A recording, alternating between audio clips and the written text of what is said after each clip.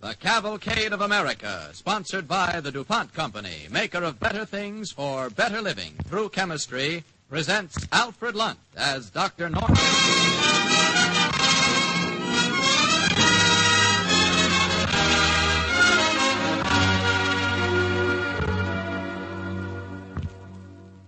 Good evening, ladies and gentlemen. This is the Cavalcade of America, sponsored by the DuPont Company. Tonight, with Alfred Lunt as our star, Cavalcade presents a new radio play based on the forthcoming biography, Dr. Bethune, by Ted Allen.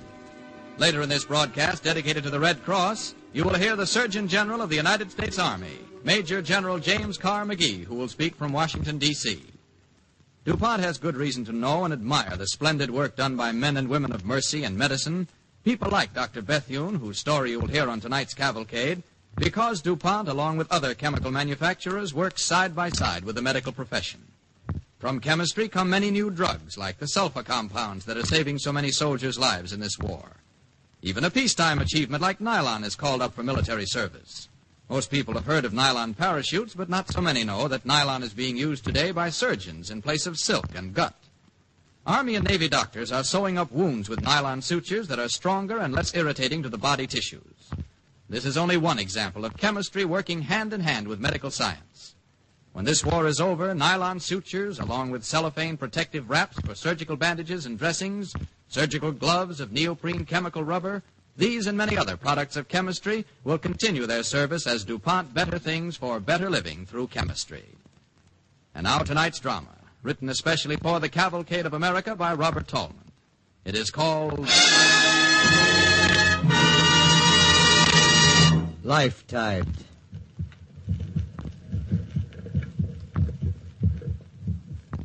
Listen.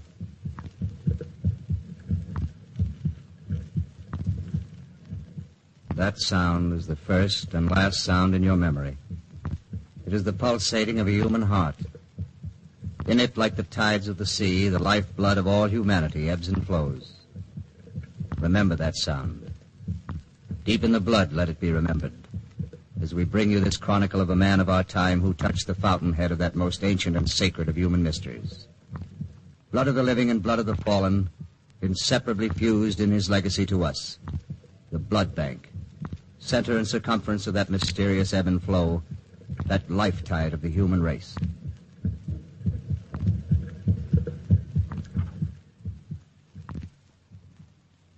In this Red Cross month of 1943, the DuPont Company presents Alfred Lunt as Dr. Norman Bethune in Lifetide on the Cavalcade of America.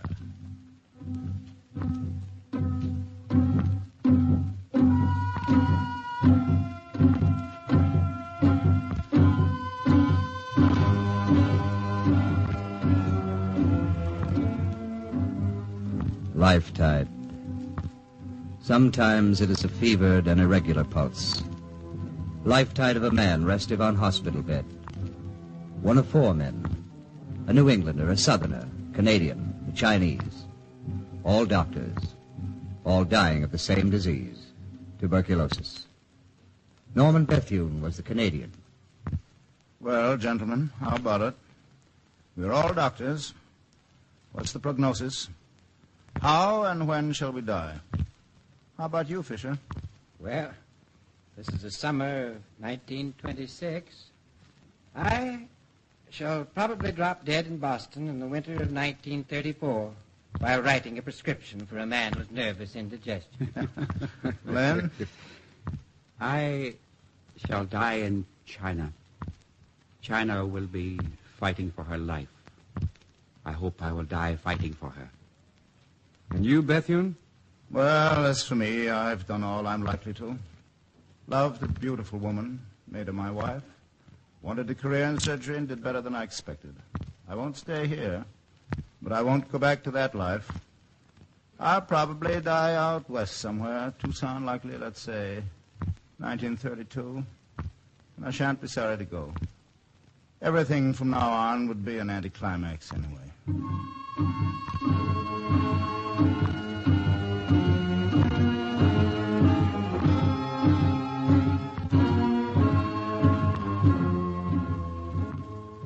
Lifetide. The pulse quickens, but the pace is more even. This is the pulse of sudden resolution. Death tugs at him, but in a moment the tide will turn and flow. Resolution. I want. He did not even know what it was he wanted. Maybe I could write a poem, paint a picture, something like that. I've got to do something before I go out. I've got to. But these things take time. Somehow, anyhow, time to accomplish something. He rises from sickbed, dresses himself, straw hat at rakish angle, walks over to the main building of the sanitarium. I apologize to you gentlemen for interrupting what is undoubtedly a very important staff meeting, but I've come to the conclusion that you're wasting your time and mine. Wasting time, Doctor? I've decided to appoint myself the doctor in charge of this case. That is your privilege, Dr. Bethune. Furthermore, I ask your permission to perform a surgical operation on myself. I will require at least one assistant and full equipment for artificial pneumothorax. Well, gentlemen? We've had bad results with that operation, Dr. Bethune. And as for your idea of piercing through your own chest cavity... What's the difference whether it's mine or somebody else's? Well, gentlemen, Dr. Bethune knows the dangers involved in this operation as well as we do. If he is willing to undertake it entirely at his own risk... Gentlemen, I am not only willing, I welcome the risk.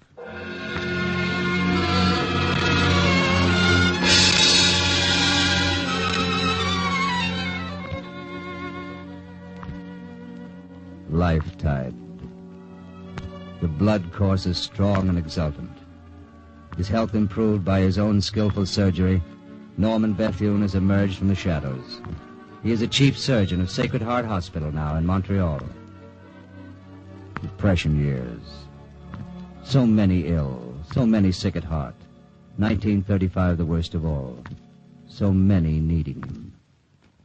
Doctor, tell me there is a chance for my little girl. Already we have lost one, and now the doctor at the clinic, he says I can never have another. I see. Well, there's one thing we could try. It's never been done in this country, certainly never on a child of 10, but we could try. Please try, Doctor. Please do. We will have to remove one of her lungs altogether. It's a very unusual and dangerous operation. I must warn you in advance. How much will it cost, Doctor? If I can give your child back to you, alive and well, that's all the payment I want.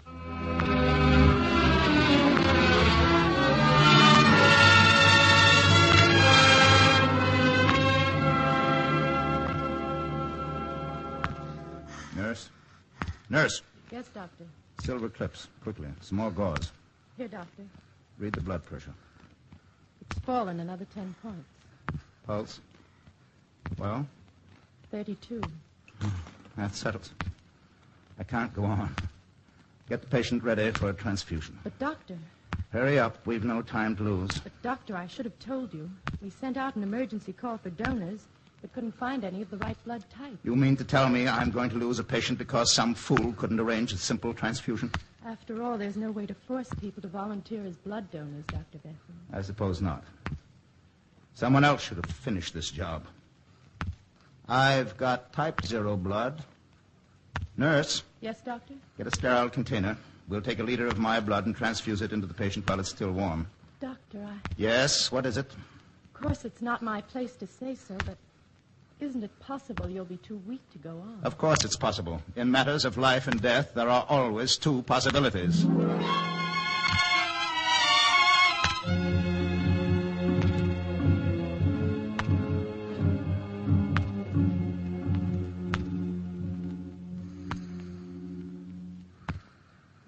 Pulse is nearly normal now, doctor. Good. Hooks, please. Retractors. Dr. Bethune, It's all right, miss. I'll be steady enough when the real job begins.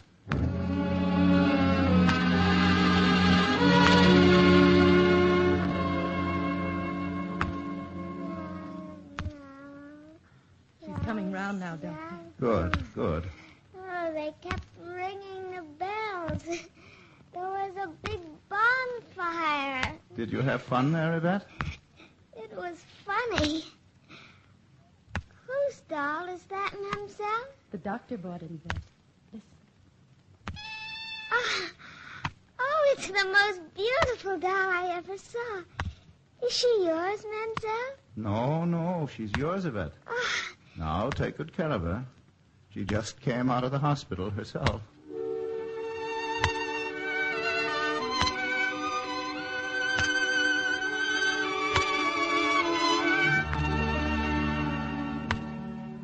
My child is well. It was a very beautiful operation. I felt very happy doing it. Yes, I'll sleep tonight.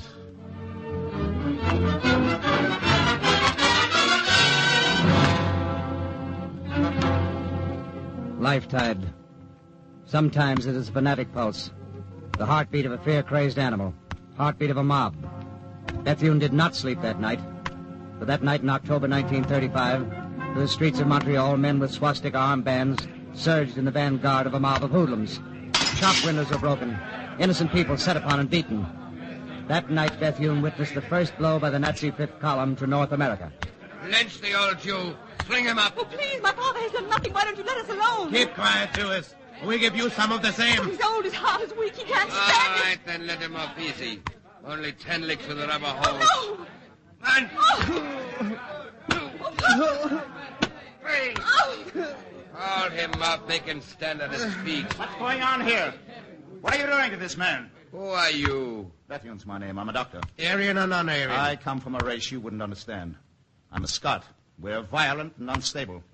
We'd as soon kill a man like you as look at you. Now go home and take off those monkey suits before I beat your brains out with this walking stick.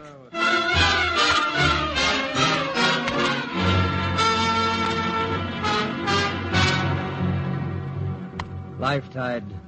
A mounting pulse of anger, tidal wave crashing over the breakwater. I tell you, the sickness of the world isn't in these hospital wards. It's out there in the streets. It draws the blood out of men's veins and leaves them there to die. Blood. That's what gives life, and that's what they hate. They've smelled blood now, and they'll not stop till they've spilled plenty of it. We must fight them wherever they strike.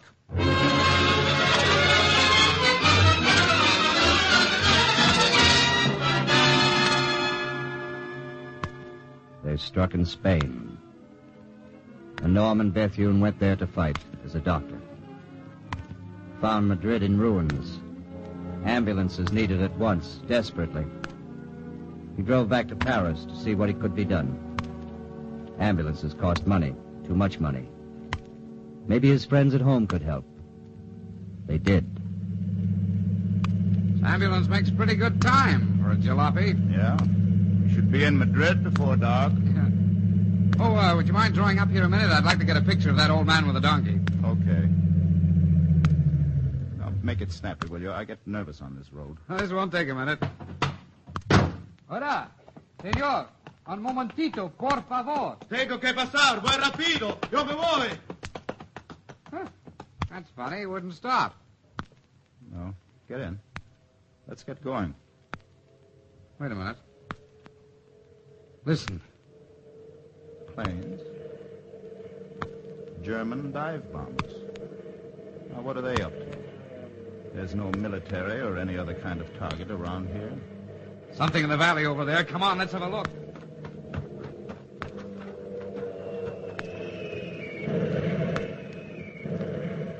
Oh, good God.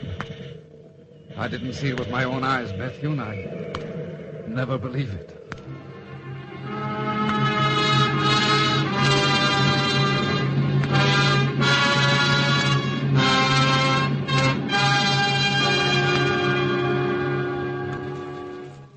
Children with blood-stained rags wrapped around their arms and legs. Children without shoes, their feet swollen to twice their size, crying hopelessly from pain, hunger, and fatigue. 200 kilometers of misery. We moved as many as we could. We might have spared ourselves the anguish. Most of them were bombed in Almeria again that night. We worked as long as we could by the orange glare of the burning buildings. In the darkness, the moans of the wounded children, The agonized mothers and the cursing of the men rose higher and higher to a pitch of intolerable intensity. One's body felt as heavy as the dead themselves, but empty and hollow. And in one's brain burned a bright flame of hate for the enemy that had done this thing.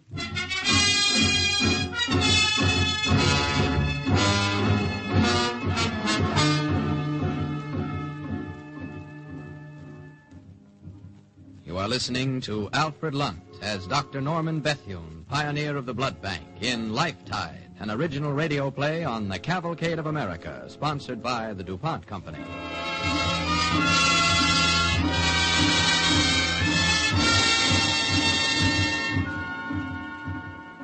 Lifetide. Almost motionless sometimes before its turning. War in Spain, 1937. Between offensives, Norman Bethune is preparing glass jars of precious blood plasma to be moved up to the sectors where the attack is to take place. Bethune and an elderly Spanish doctor have worked far into the night. They work in silence until... Fool! Idiot! Look what you've done. Don't you know how valuable that stuff is? I am sorry, Doctor. Dr. Bethune, he did not wish to do this. You are being unkind. I know what I want to say to him. I am sorry, Dr. Bethune. Since I am no good here, I will go and join my brothers on the battlefield. I have no bitterness, Doctor. I am grateful for what you are doing for Spain. Goodbye.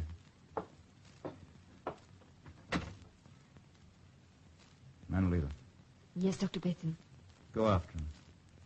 Tell him I apologize for my stupid, ill-tempered remarks. I've been a fool. I'm trying to blame my own failure on somebody else. Failure, Doctor. I know I'm not doing this job properly. We ought to be sending blood right up to the front in refrigerated containers, but we haven't enough plasma on hand. I've been afraid to risk it out there in the line of fire. Doctor, if that is all that is worrying you, worry no more. All Spain will give blood. You shall have all you need.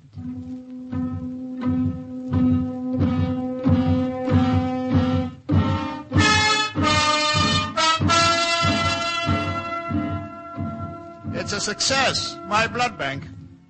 Being able to transfuse casualties in the front lines has saved a great many lives. I know now that the final battle will never be lost. Blood of the living will sustain the fallen, and it will be given freely and with love. This thought is with me as I leave for China.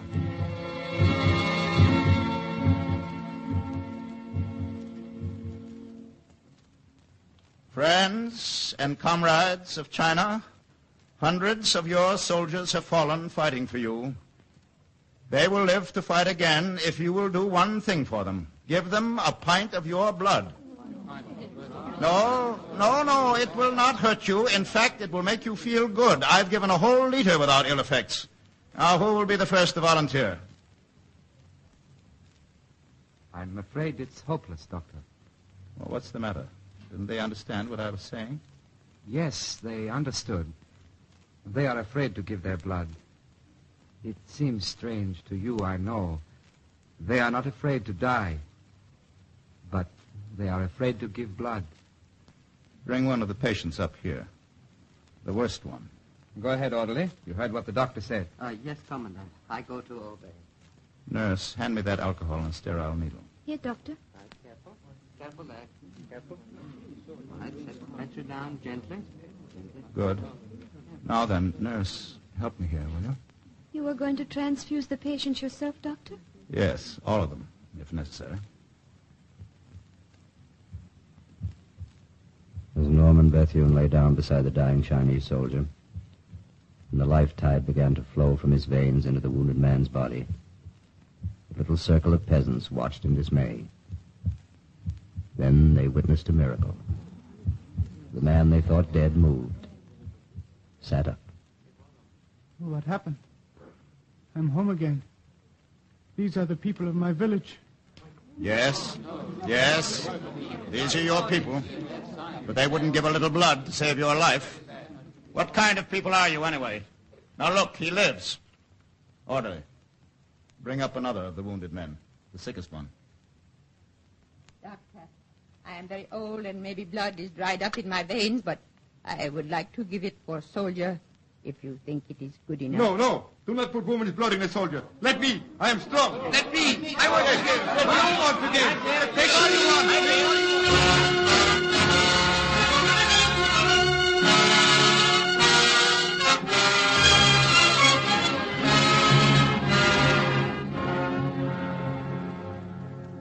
O'clock in the morning.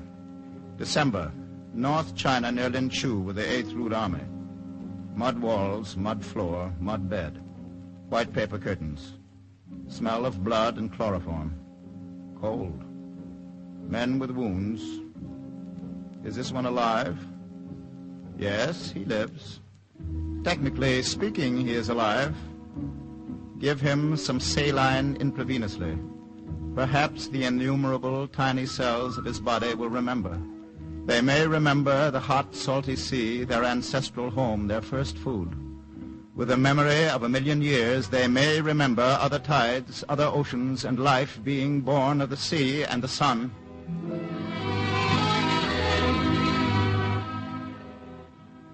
And this one? Will he run along the road beside his mule at another harvest with cries of happiness? No, that one will never run again. But don't pity him. Pity would diminish his sacrifice. He did this without sentimentality. For China.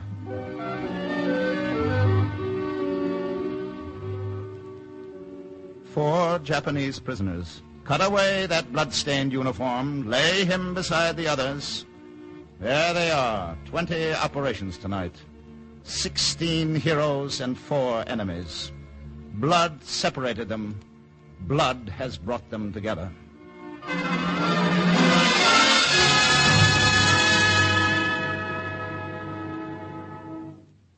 Administer the anesthetic, please.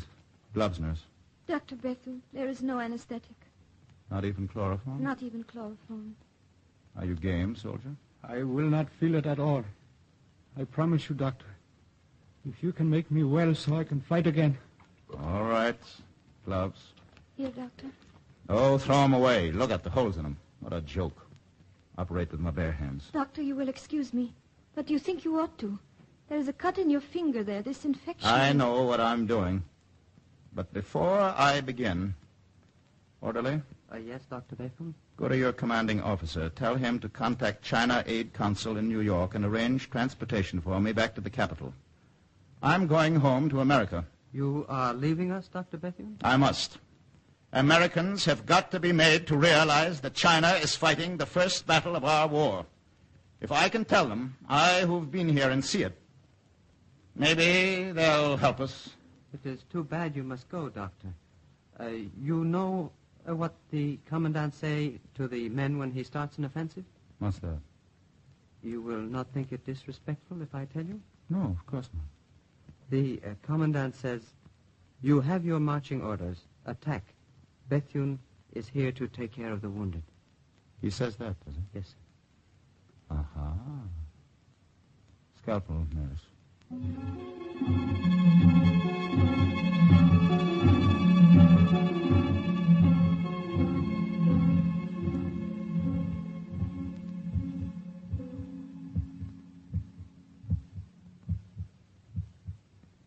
Norman Bethune died that night of an infection caused by operating without a 15-cent pair of rubber gloves.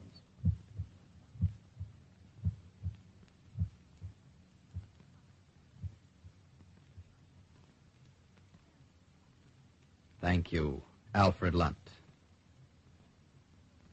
Ladies and gentlemen, in presenting the story of Dr. Bethune on the Cavalcade of America tonight, DuPont offers not only a salute to a great memory, but in an exact sense a tribute to the living reality of his work. It seemed most appropriate at this moment to give renewed emphasis to the Red Cross campaign as a symbol of the work done by men and women of mercy and medicine. It is in this spirit that we present to you now the Surgeon General of the United States Army, Major General James Carr McGee. General McGee will speak to you from Washington. It is a great pleasure to have this brief opportunity to speak of the physical welfare of the vast army we are mobilizing. Our military might and circles half the globe. Our men of arms are stemming the hordes of darkness that seek to destroy us. They are meeting the enemy at far outposts, in the air, on the face of the earth, and under the surface of the seas.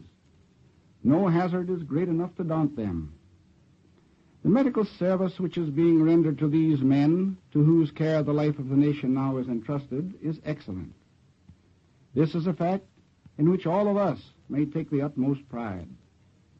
In total war, the whole world is a battlefield, and every individual has some part to play, some obligation to discharge in order to ensure victory. The civilian front represents only another aspect of the military front.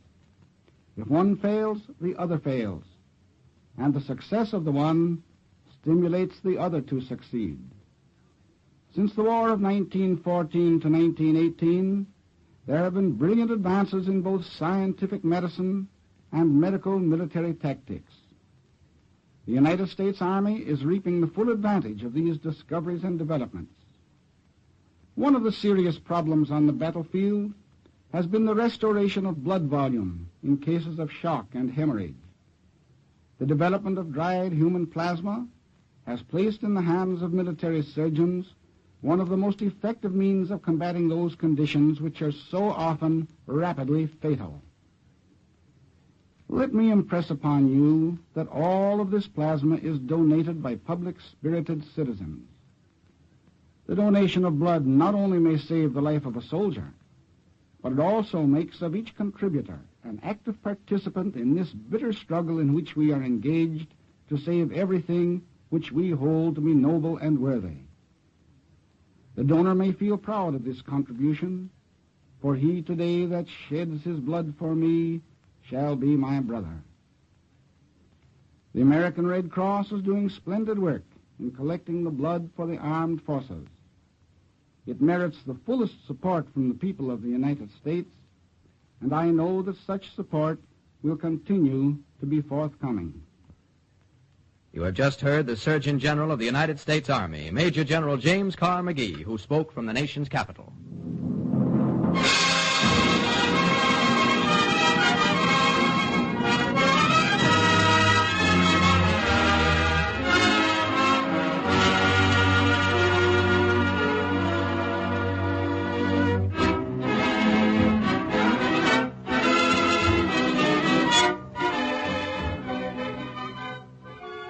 Anyone who saw the motion picture Wake Island will never forget the character Smaxy, played by the popular new star William Bendix. Next week, Mr. Bendix makes his first appearance on Cavalcade in a new comedy melodrama, The Cook on the PT Boat Writes Home, an exciting story of the exploits of the crew of an unnamed PT boat as it stalks the enemy off the Solomons.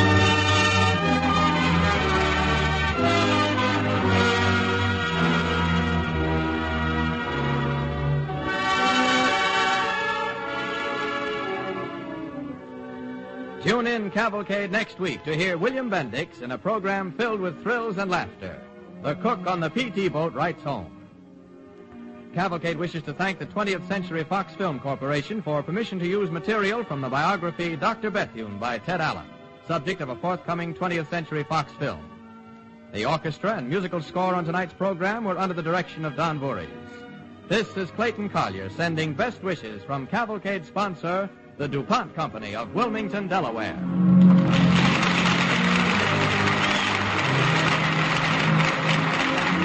This program came to you from Washington and New York. This is the National Broadcasting Company.